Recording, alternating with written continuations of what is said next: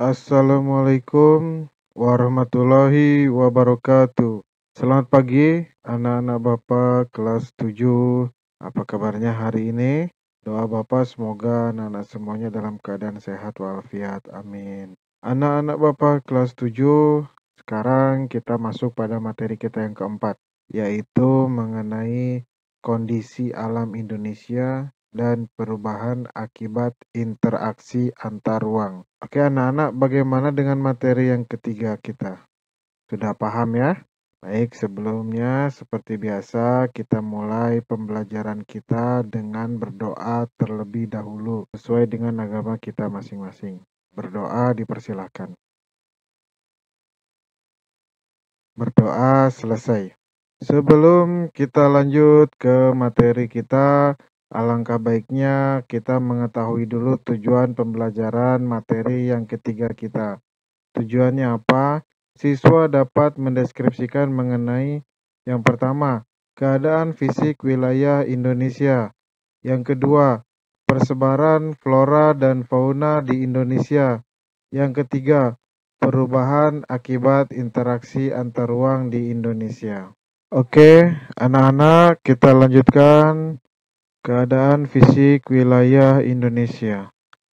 Alam Indonesia terkenal sangat indah dan kaya akan berbagai sumber daya alamnya. Maka tak heran jika banyak wisatawan dari berbagai dunia tertarik untuk datang ke Indonesia.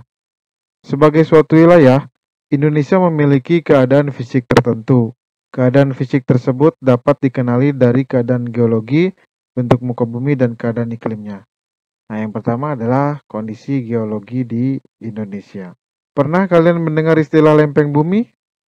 Ternyata bumi tempat kita hidup tidak bulat secara utuh, melainkan terdiri atas lempengan yang bergerak satu sama lain.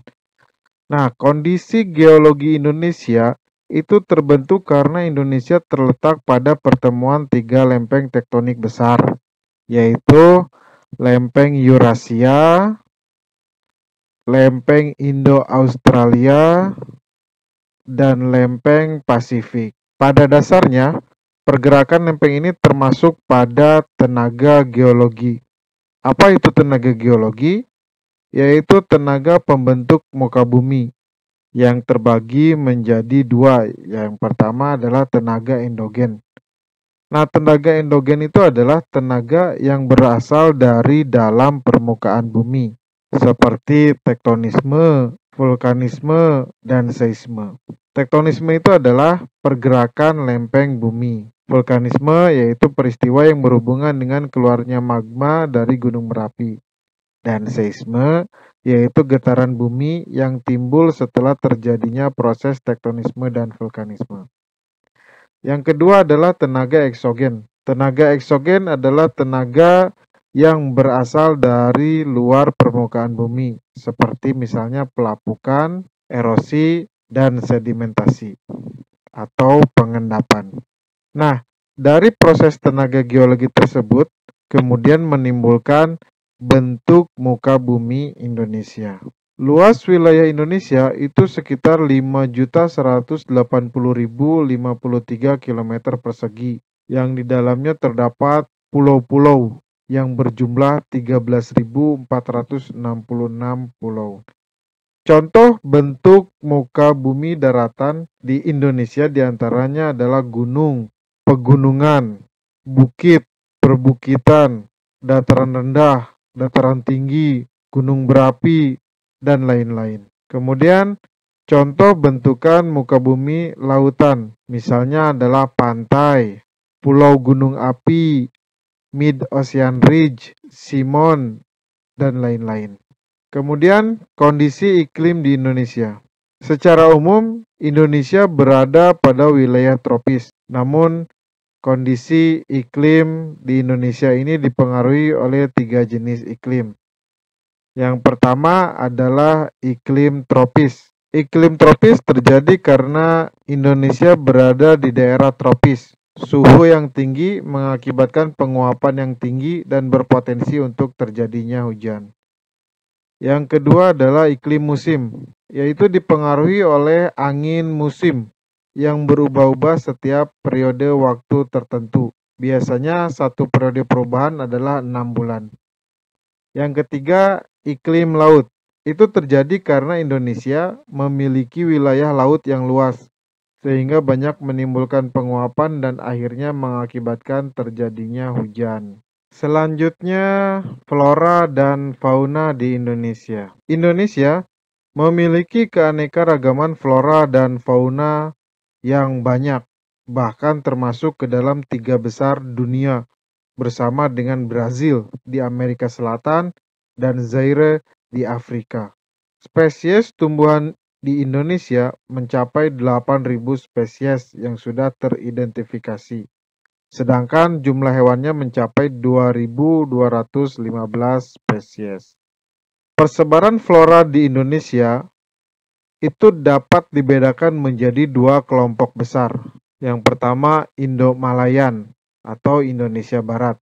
Yang kedua Indo-Australian atau Indonesia Timur. Dengan ciri-ciri keduanya yaitu Indonesia bagian barat itu jenis meranti-merantian sangat banyak. Sedangkan pada Indonesia bagian timur jenis meranti-merantiannya hanya sedikit. Di Indonesia Barat terdapat berbagai jenis rotan dan di Indonesia Timur tidak terdapat berbagai jenis rotan. Di Indonesia bagian Barat tidak terdapat hutan kayu putih dan Indonesia Timur terdapat hutan kayu putih. Di Indonesia Barat itu jenis tumbuhan matoa sedikit, sedangkan di Indonesia Timur itu jenis tumbuhan matoanya sangat banyak, khususnya di Papua. Di Indonesia Barat jenis tumbuhan sagunya sedikit dan di Indonesia Timur tumbuhan sagunya sangat banyak. Di Indonesia Barat itu terdapat berbagai jenis nangka, sedangkan di Indonesia bagian timur itu tidak terdapat jenis nangka. Nah, itu ciri-ciri dari flora di Indonesia. Kedua, persebaran fauna di Indonesia. Fauna di Indonesia itu dapat dikelompokkan menjadi 3 corak yang berbeda, yaitu fauna bagian barat atau Asiatik, fauna bagian tengah atau peralihan, dan fauna bagian timur atau Australik. Dan dipisahkan oleh garis Wallace dan garis Weber. Apa itu garis Wallace? Garis Wallace adalah garis yang memisahkan fauna bagian barat dan fauna bagian tengah. Kemudian garis Weber adalah garis yang memisahkan fauna bagian tengah dan fauna bagian timur. Fauna Indonesia bagian barat atau Asiatik itu merupakan fauna-fauna yang ciri-cirinya hampir sama dengan yang terdapat pada wilayah-wilayah di Asia. Fauna Indonesia bagian barat atau tipe Asiatik ini mencakup wilayah Sumatera, Jawa, Bali, dan Kalimantan. Mamalia berukuran besar banyak ditemui di wilayah ini, seperti contohnya adalah gajah, harimau, badak bercula satu, dan banteng.